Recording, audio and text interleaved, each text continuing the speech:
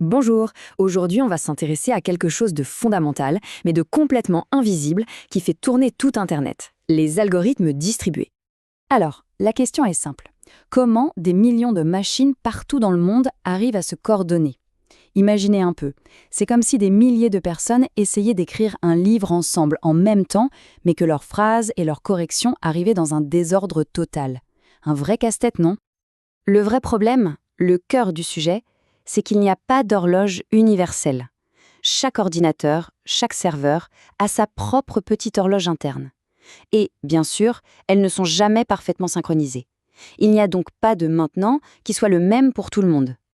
Et voilà le défi fondamental. Si on ne peut pas se fier au temps, aux horloges, comment on fait pour mettre de l'ordre dans tout ce bazar? Comment on s'assure que les choses se passent dans la bonne séquence? Eh bien, la solution, ou du moins une avancée décisive, nous vient d'un informaticien génial, Leslie Lamport. En 1978, il a une idée lumineuse.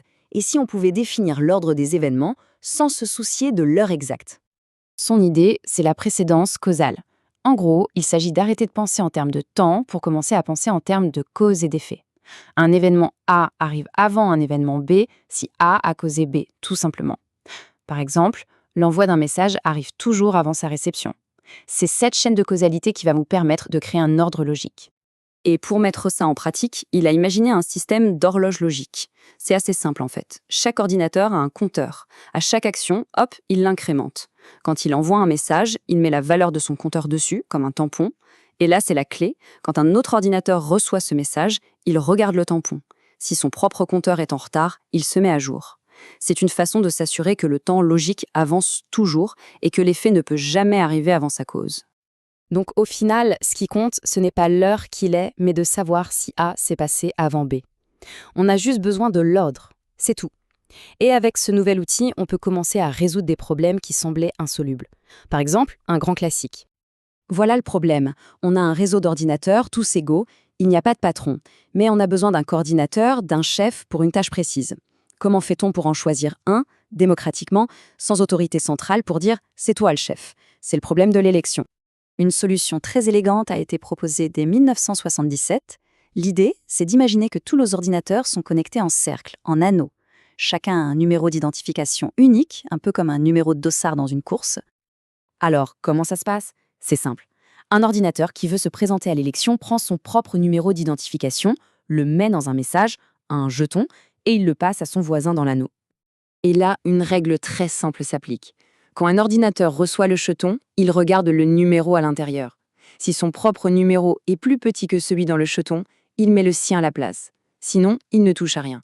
Et dans tous les cas, il passe le jeton à son voisin. C'est une sorte de compétition où le plus petit gagne.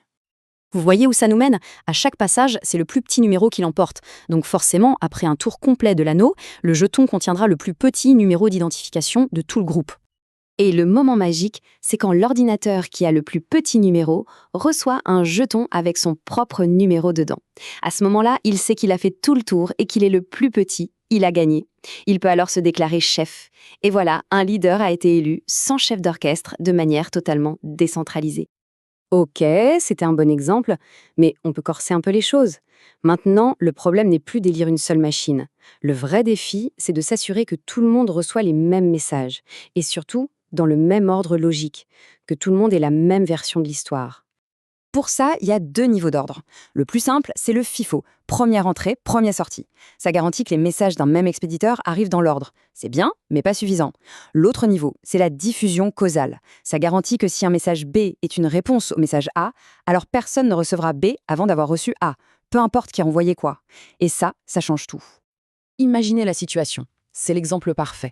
On voit une réponse à un article, mais l'article original n'est pas encore apparu sur notre écran. Ça n'aurait aucun sens. On serait complètement perdu. Eh bien, la diffusion causale, c'est précisément ce qui empêche ce genre de situation. En utilisant les horloges logiques dont on a parlé, le système s'assure de respecter cette fameuse relation arrivé-avant. La réponse, l'effet, ne peut tout simplement pas être livrée avant la publication originale, la cause. C'est une règle d'or. Bon, tout ça peut paraître un peu abstrait, très théorique, mais en réalité, ces algorithmes, ce sont les héros invisibles de notre quotidien numérique. Ils sont absolument partout. Pensez-y, quand on travaille à plusieurs sur un Google Doc et que les modifications apparaissent comme par magie, sans conflit, c'est grâce à ça. Quand on joue en ligne et que tous les joueurs voient la même chose au même moment, c'est ça aussi. Les transactions bancaires, les discussions sur les réseaux sociaux, tout ça repose sur ces systèmes capables de se mettre d'accord, sans chef, dans un environnement chaotique. Ça laisse songeur, hein.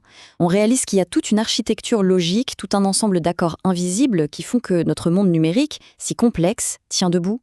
Et ça pousse à se demander quelles autres règles fondamentales sont là, sous la surface, à faire tourner la machine sans qu'on s'en aperçoive.